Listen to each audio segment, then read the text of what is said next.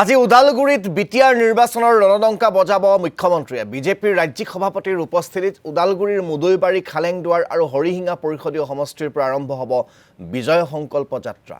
আনহাতে কলাইগাঁও আৰু বেংবাৰীত দুখনকৈ বিজয় সংকল্প সভাত অংশগ্ৰহণ কৰিব মুখ্যমন্ত্ৰীয়ে। মূলতঃ বিটিআৰৰ 40টা পৰিষদীয় সমষ্টিত দলৰ ভেটি শক্তিশালী কৰাৰ লক্ষ্য বিজেপিৰ। আজি সেই যি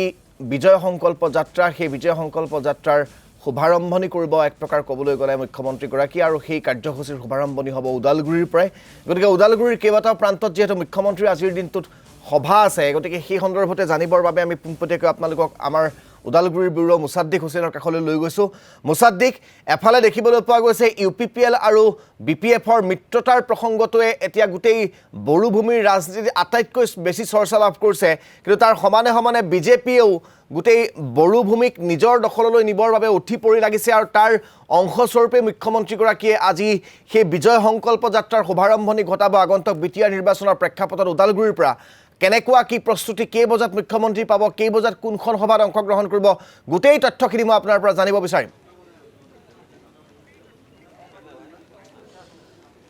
ৰাজীৱ, নিশ্চয়কৈ ক'ব লাগিব, বিশেষকৈ UPPL আৰু BPFৰ মিত্ৰতাই যি ধৰণে চৰ্চা আৰম্ভ কৰিছে আৰু সমান্তৰালভাৱে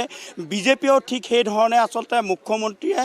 যি বিটিআৰৰ 40টা পাৰিষদীয় সমষ্টি আছে, এই 40টা পাৰিষদীয় সমষ্টিত তেখেতসকলে এক বিজয় সংকল্প যাত্ৰা ইতিমধ্যে আৰম্ভ কৰিব।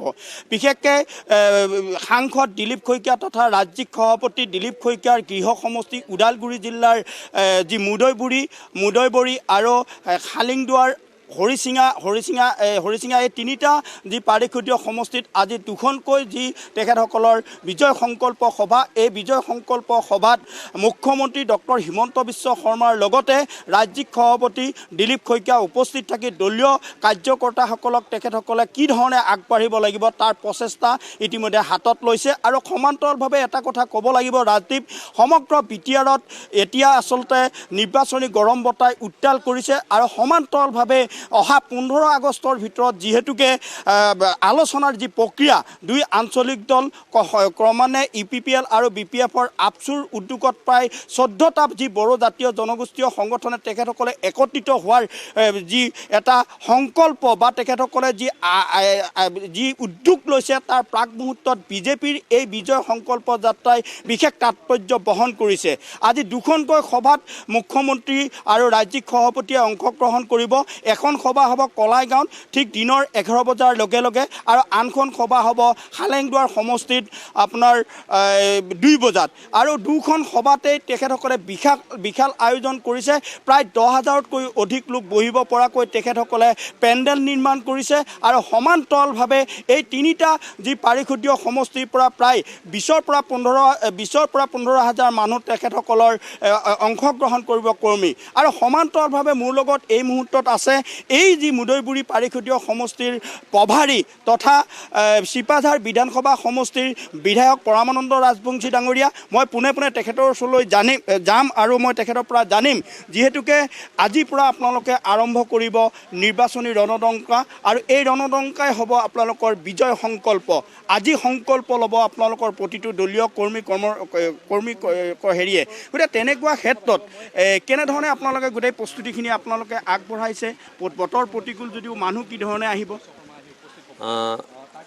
আপোনালোকে নিশ্চয় গম পাইছে যে আমাৰ মিছন যি চলি আছে আমাৰ মিছন বিটিআৰ আৰু এই মিছন বিটিআৰৰ আজি প্ৰথমখন আমাৰ কাৰ্যকৰ্তাসকলৰ যিখন সভা, সেই সভাখন মুদৈবৰী এই পৰিষদীয় সমষ্টিত অনুষ্ঠিত হ'ব। আৰু প্ৰতিকূল বতৰ স্বত্তেও আমি মন কৰিছোঁ যে বৰষুণ এইমাত্ৰ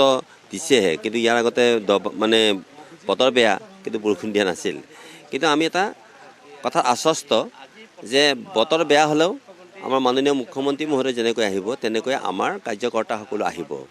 মাত্ৰ আমি এটা কথাই ক'ব খুজিছোঁ যে এই যি ধৰণে এইখন সভাৰ আয়োজন কৰা হৈছে, এয়া হৈছে কি যে আমাৰ সকলোৱে জানো যে আমাৰ যি নেকি এই বিটিআৰত আমাৰ কাৰ্যকৰ্তাসকলে যি ধৰণে অশেষ কষ্ট কৰিছে আৰু নতুন উদ্যমেৰে যেনেকৈ লাগি আহিছে আৰু সেই ধৰণে আজি মাননীয় মুখ্যমন্ত্ৰী মহোদয়ে আমাৰ গোটেই কাৰ্যকৰ্তাসকলৰ সৈতে তেখেতে বহিব আৰু বহি তেখেতে কিছু ক্ষেত্ৰত সাংগঠনিক মাৰ্গদৰ্শন তেখেতে প্ৰদান কৰিব আৰু সাংগঠনিক মাৰ্গদৰ্শন খুব প্ৰয়োজনীয় হৈ পৰিছে কাৰণ কিয় যে মাননীয় মুখ্যমন্ত্ৰী মুখেৰে যদি স্বয়ং আমাৰ কাৰ্যকৰ্তাসকলে কি ধৰণে কিহৰ কাৰণে আমি এই ধৰণে মিছন আজি এই বিটিআৰ কৰিবলগীয়া হৈছে এই গোটেইখিনি কথা যেতিয়া তেখেতসকলে হৃদয়ংগম কৰিব মই ভাবোঁ যে বিটিআৰত অন্ততঃ বিভিন্ন জনগোষ্ঠীৰ এইখন পীঠস্থান এই বিটিআৰত আমাৰ কাৰণে এটা সহজসাধ্য হৈ পৰিব বিটিআৰ দখলৰ ক্ষেত্ৰত হয় এয়া আছিল আচলতে প্ৰভাৰী আপোনাৰ চিপাঝাৰ সমষ্টিৰ বিধায়ক প্ৰমানন্দ ৰাজবংশী আৰু সমান্তৰালভাৱে ৰাজদীপ এটা কথা ক'ব লাগিব বিটিআৰত বিশেষকৈ ক'ব লাগিব ২৬টা জনগোষ্ঠীয়ে বসবাস কৰা ৩৫ লক্ষ জনসাধাৰণক এইবাৰ বিটিআৰে মূল মন্ত্ৰ বিটিআৰত বিজেপিয়ে মূল মন্ত্ৰ হৈছে শান্তিপূৰ্ণ আৰু শান্তিপূৰ্ণ সুৰক্ষিত আৰু এখন বিকশিত বিটিআৰ যি গঠনৰ লক্ষ্য এই লক্ষ্য আচলতে আগত লৈ মূল মন্ত্ৰলৈ তেখেতসকলে আগবাঢ়িব আৰু সমান্তৰালভাৱে বিটিআৰত যি আচলতে ৰাজনৈতিক যি দল আঞ্চলিক ৰাজনৈতিক দলৰ ক্ষেত্ৰত আচলতে কি ধৰণৰ প্ৰত্যাহ্বান সৃষ্টি কৰিব পাৰিব যদিও মুখ্যমন্ত্ৰী মহোদয়ে এটা কথা কৈছে বা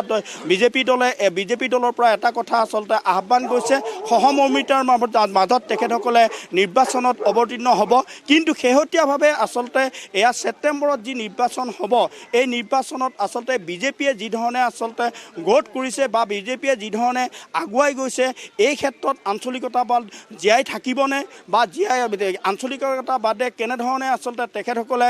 এই প্ৰত্যাহ্বান ল'ব সেই কথাখিনি আচলতে সময়ৰ বাবে অপেক্ষা কৰিব লাগিব আৰু এটা কথা ক'ব লাগিব যিহেতুকে ২০০৩ চনৰ BTC চুক্তিৰ পিছতেই হাগ্ৰামা মহিলাৰ নেতৃত্বত ১৭ বছৰ যি শাসন চলিছিল এই ১৭ বছৰ শাসনৰ অন্তত ২০২০ চনৰ ২৭ জানুৱাৰীত আচলতে বিটিআৰ চুক্তিৰে BTCত শান্তি প্ৰতিষ্ঠা হৈছিল আৰু সেই শান্তি প্ৰতিষ্ঠাৰ পিছতে বিজেপি আৰু UPPLৰ নেতৃত্বত প্ৰমোদ বড়োৰ চৰকাৰে যোৱা ৫টা বছৰে আচলতে শাসন কৰিলে এই শাসনত বিটিআৰত বিশেষকৈ এটা কথা ক'ব লাগিব বিটিআৰ সম্পূৰ্ণভাৱে শান্তি এতিয়া প্ৰতিষ্ঠা হৈছে কোনো জাতি জনগোষ্ঠীৰ ইয়াত আচলতে সমন্বয় যি ভাৱ সেই ভাৱটো আচলতে আহি পৰিছে ধন্যবাদ জ্ঞাপন কৰিছোঁ আপোনাক এই মুহূৰ্তত সবিশেষ জনোৱাৰ বাবে মুছাদ্দিক হুছেইন